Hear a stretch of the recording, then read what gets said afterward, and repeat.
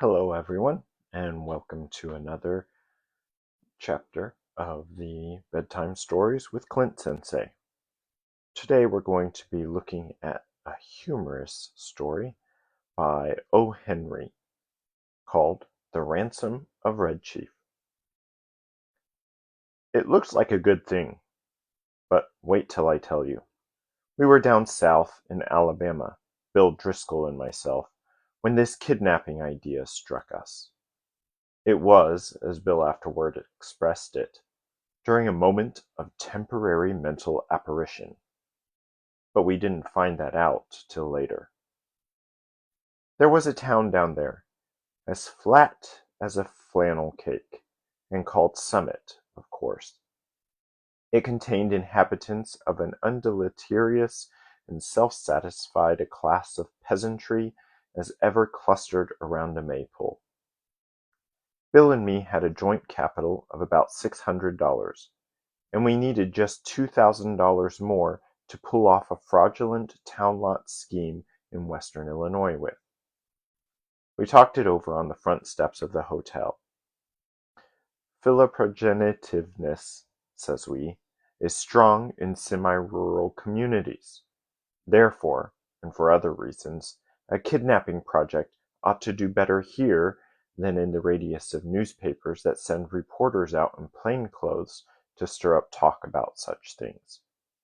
We knew that Summit couldn't get after us with anything stronger than constables, and, maybe, some lackadaisical bloodhounds and a diatribe or two in the weekly farmer's budget, so it looked good. We selected for our victim the only child of a prominent citizen named Ebenezer Dorset.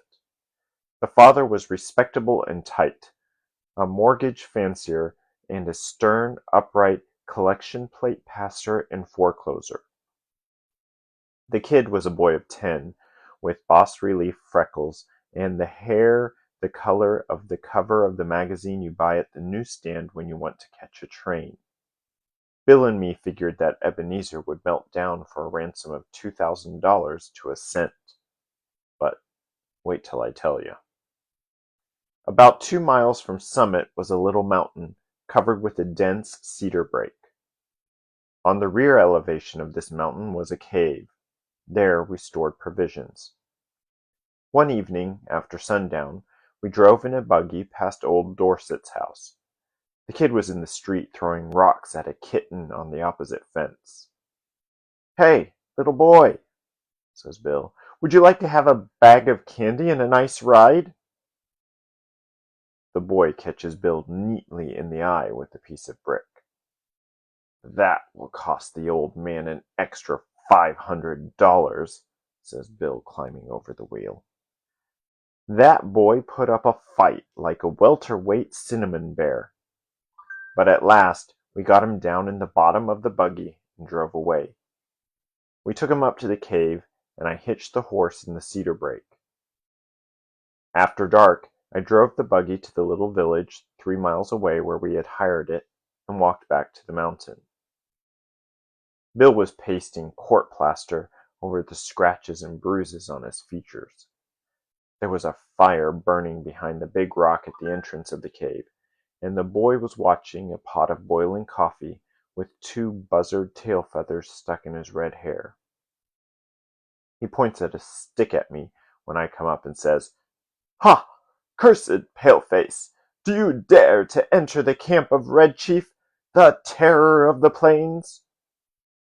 "He's all right now," says Bill, rolling up his trousers and examining some bruises on his shins.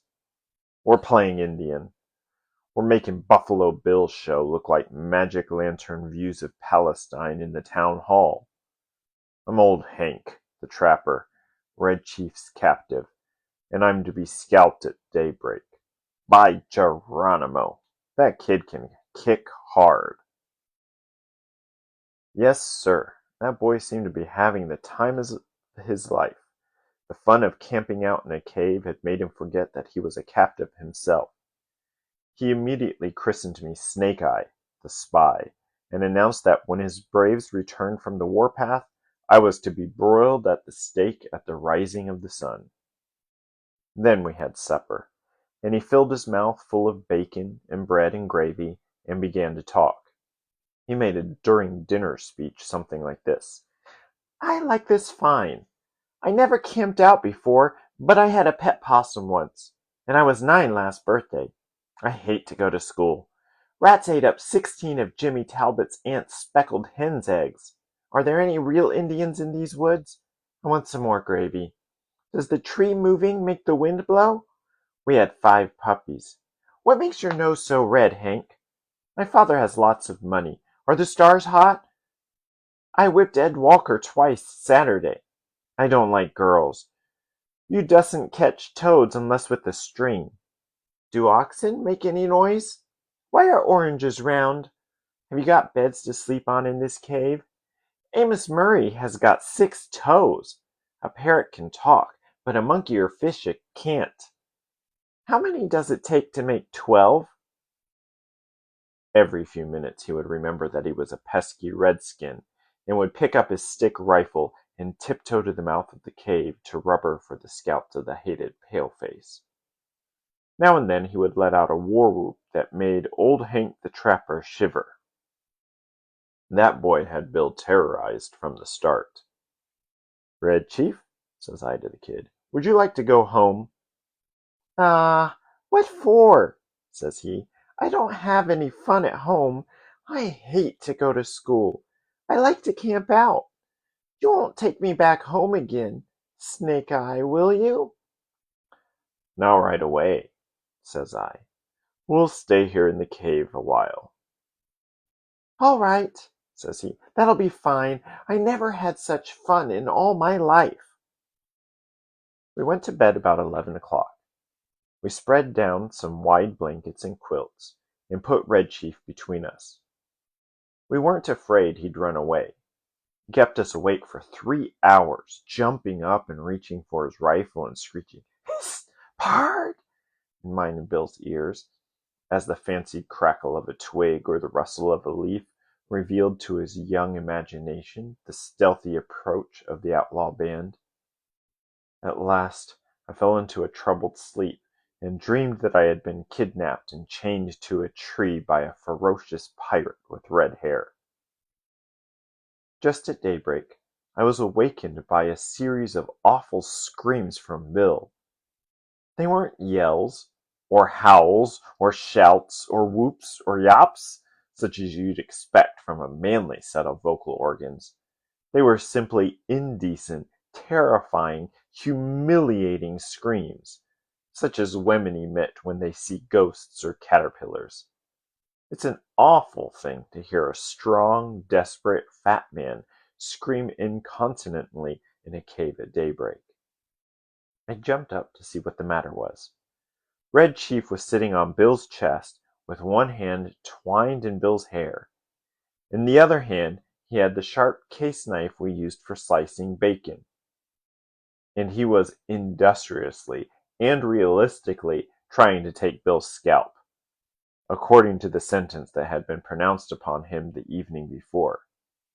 I got the knife away from the kid and made him lie down again. But from that moment, Bill's spirit was broken. He laid down on his side of the bed, but he never closed an eye again in sleep as long as that boy was with us.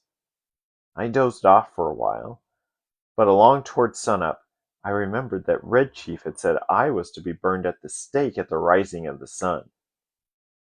I wasn't nervous or afraid, but I sat up and lit my pipe and leaned against a rock. "What are you getting up so soon for, Sam?" asked Bill. "Me?" says I. "Oh, I got a kind of pain in my shoulder. I thought sitting up would rest it."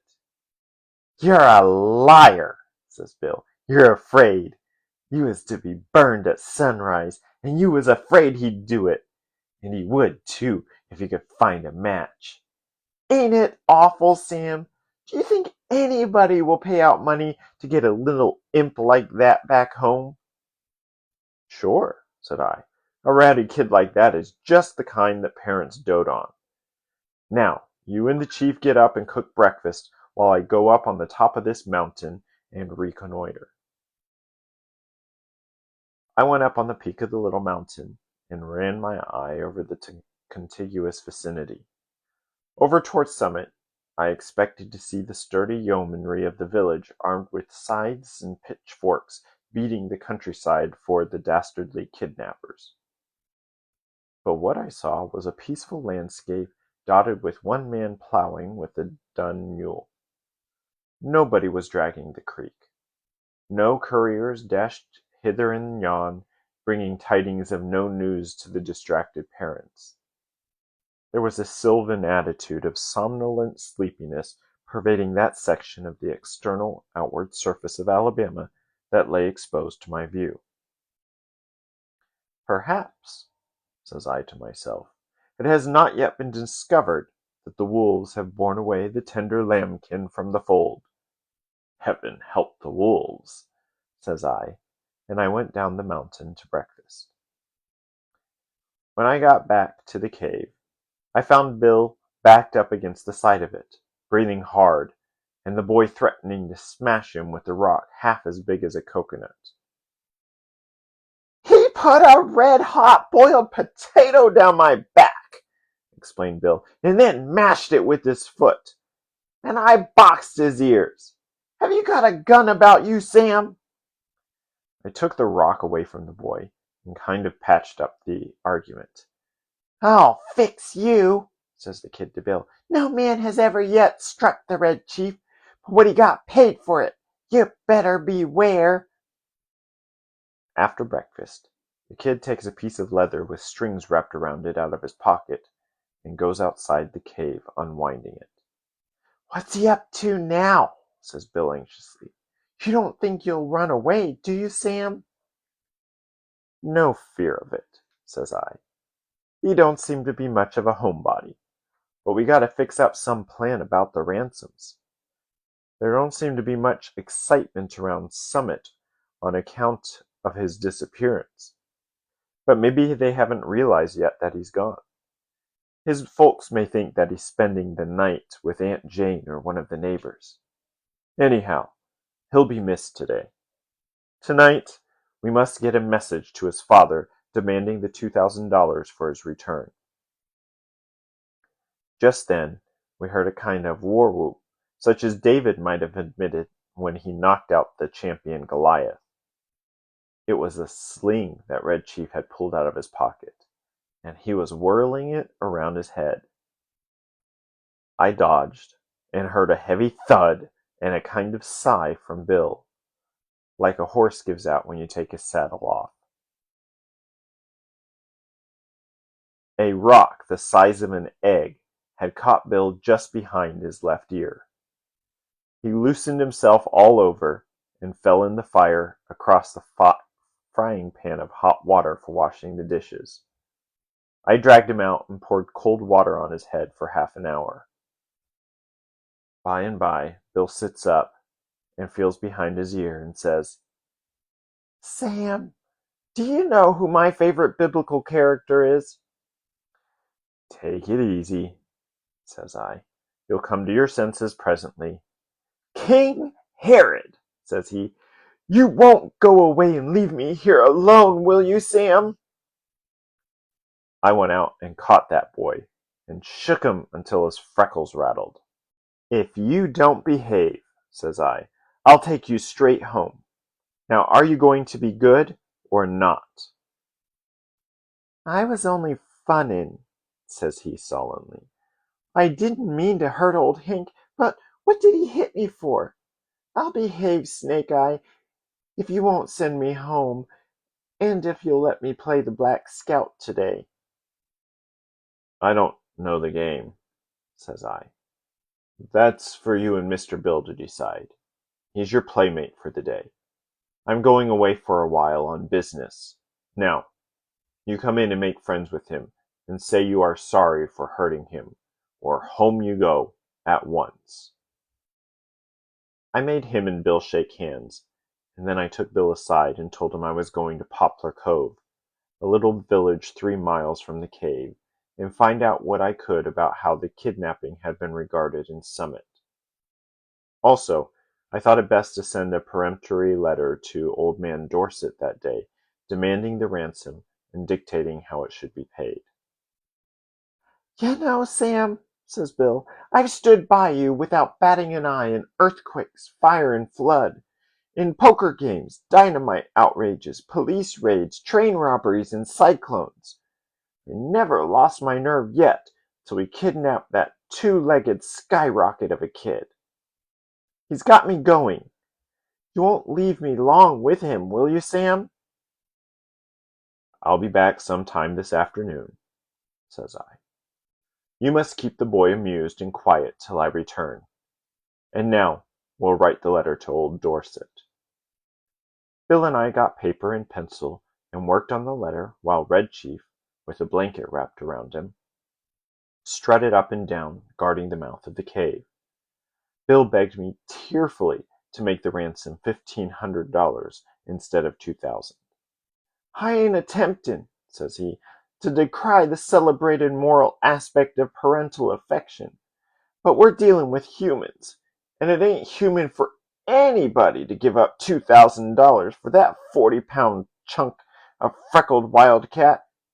I'm willing to take a chance at $1,500. You can charge the difference up to me. So, to relieve Bill, I acceded, and we collaborated a letter that ran this way. Ebenezer Dorset, Esquire, we have your boy concealed in a place far from Summit. It is useless for you or the most skillful detectives to attempt to find him. Absolutely the only terms on which you can have him restored to you are these. We demand $1,500 in large bills for his return, the money to be left at midnight tonight at the same spot and in the same box as your reply, as in hereinafter described. If you agree to these terms, send your answer in writing by a solitary messenger tonight at 8:30. After crossing Owl Creek, on the road to Poplar Cove, there are 3 large trees about 100 yards apart, close to the fence of the wheat field on the right-hand side. At the bottom of the fence post, opposite the 3rd tree, will be found a small pasteboard box. The messenger will place the answer in this box and return immediately to Summit. If you attempt any treachery or fail to comply with our demand as stated, you will never see your boy again. If you pay the money as demanded, he will be returned to you safe and well within 3 hours. These terms are final, and if you do not accede to them, no further communication will be attempted. 2 desperate men. I addressed this letter to Dorset and put it in my pocket. As I was about to start, the kid comes up to me and says, Snake Eye, you said I could play the Black Scout while you was gone. Play it? Of course, says I. Mr. Bill will play with you. What kind of game is it? I'm the Black Scout, says Red Chief, and I have to ride to the stockade to warn the settlers that the Indians are coming. I'm tired of playing Indian myself. I want to be the Black Scout. All right, says I. It sounds harmless to me. I guess Mr. Bill will help you foil the pesky savages. What am I to do? Asked Bill, looking at the kid suspiciously. You are the hoss, says Black Scout. Get down on your hands and knees. How can I ride to the stockade without a hoss? You'd better keep him interested, said I, till we get the scheme going. Loosen up. Bill gets down on his all fours, and a look comes in his eye like a rabbit's when you catch it in a trap. How far is it to the stockade, kid? He asks in a husky manner of voice. 90 miles, said the Black Scout. And you have to hump yourself to get there on time. Whoa, now! The Black Scout jumps on Bill's back and digs his heels in his side. For heaven's sakes, says Bill. Hurry back, Sam, as soon as you can. I wish we hadn't made the ransom more than 1,000. Say, You quit kicking me or I'll get up and warm you good. I walked over to Poplar Cove and sat around the post office and store, talking with the chaw-bacons that came in to trade. One whiskerando says that he hears Summit is all upset on account of Elder Ebenezer Dorset's boy having been lost or stolen. That was all I wanted to know. I bought some smoking tobacco, referred casually to the price of black-eyed peas, posted my letter surreptitiously, and came away. The postmaster said the mail carrier would come by in an hour to take the mail on to Summit. When I got back to the cave, Bill and the boy were not to be found. I explored the vicinity of the cave and risked a yodel or two, but there was no response. So I lighted my pipe and sat down on a mossy bank to await developments. In about half an hour, I heard the bushes rustle, and Bill wabbled out into the little glade in front of the cave. Behind him was the kid, stepping softly like a scout, with a broad grin on his face. Bill stopped, took off his hat, and wiped his face with a red handkerchief. The kid stopped about 8 feet behind him. Sam, says Bill, I suppose you'll think I'm a renegade, but I couldn't help it. I'm a grown man with masculine proclivities and habits of self-defense. But there is a time when all systems of egotism and predominance fail. The boy is gone. I have sent him home. All is off. There was martyrs in old times, goes on Bill, that suffered death rather than give up the particular graft they enjoyed. None of 'em ever was subjugated to such supernatural tortures as I have been. I tried to be faithful to our articles of depredation, but there came a limit. What's the trouble, Bill? I asks him. I was rode, says Bill, the 90 miles to the stockade, not barring an inch. Then, when the settlers was rescued, I was given oats. Sand ain't a palatable substitute. And then for an hour I had to try to explain to him why there was nothing in holes, how a road can run both ways, and what makes the grass green. I tell you, Sam, a human can only stand so much. I takes him by the neck of his clothes and drags him down the mountain. On the way, he kissed my legs black and blue from the knees down, and I've got to have 2 or 3 bites on my thumb and hand cauterized. But he's gone, continued Bill, gone home. I showed him the road to Summit and kicked him about 8 feet nearer there at one kick.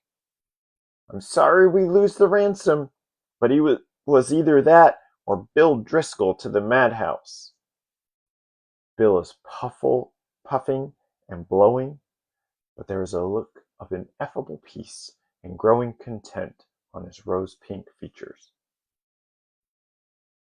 Bill, says I, there isn't any heart disease in your family, is there?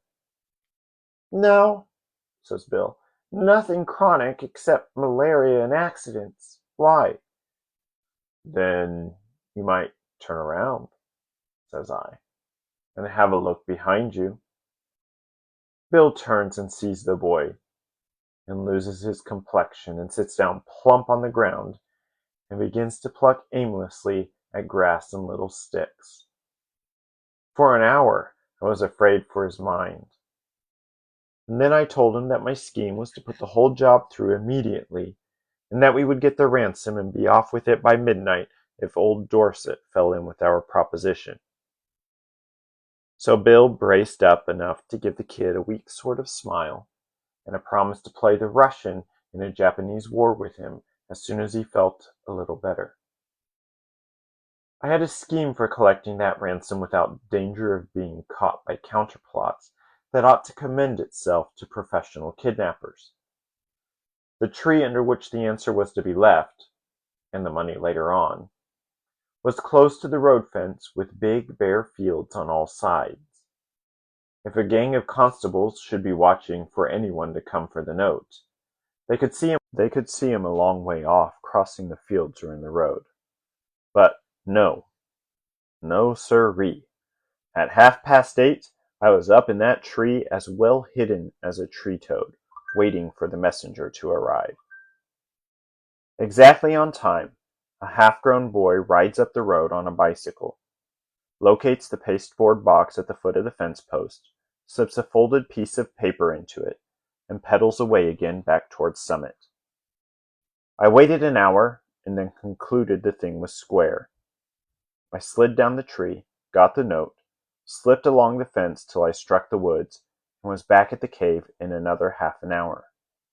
I opened the note, got near the lantern, and read it to Bill.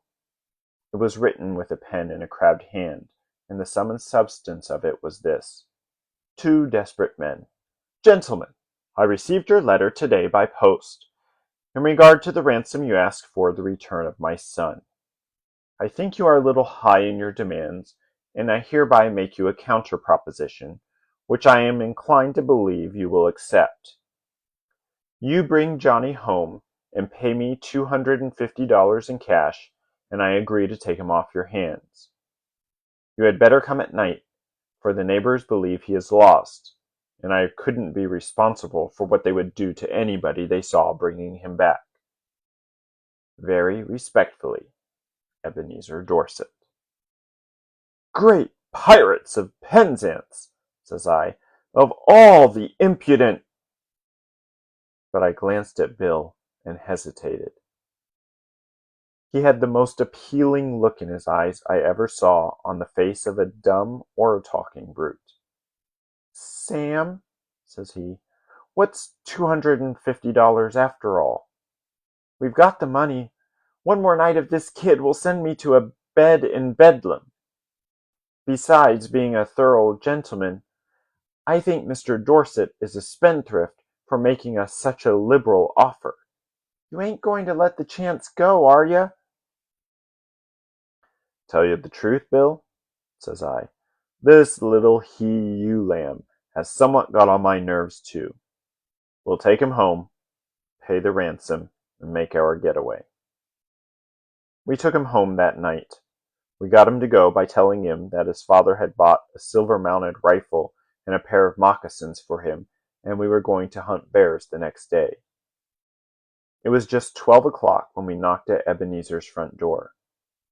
Just at the moment when I should have been abstracting the $1,500 from the box under the tree, according to the original proposition. Bill was counting out $250 into Dorset's hand.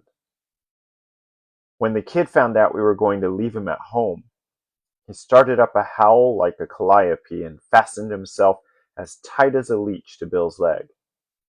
His father peeled him away gradually, like a porous plaster. How long can you hold him? Asks Bill. I'm not as strong as I used to be, says old Dorset, but I think I can promise you 10 minutes. Enough, says Bill. In 10 minutes I shall cross the central, southern, and middle western states and be legging it trippingly for the Canadian border. And, as dark as it was, and as fat as Bill was, and as good a runner as I am, it was a good mile and a half out of Summit before I could catch up with him. The end. So, in this story, we get a very bratty child turning the tables on the kidnappers, where they actually pay the parents to take him back. This was a tale I found pretty humorous when I was much younger. I have experienced children like this as a teacher, and I can definitely say that some of these children I can see wanting to pay the parents to take them back. Have you ever met a child or person like that where you would pay someone to take them out of your life? Let me know in the comments who that person was and why they made you think like that. And if you can, give me a subscribe and look for the next stories. Story comes out every weekday. Thank you and good night.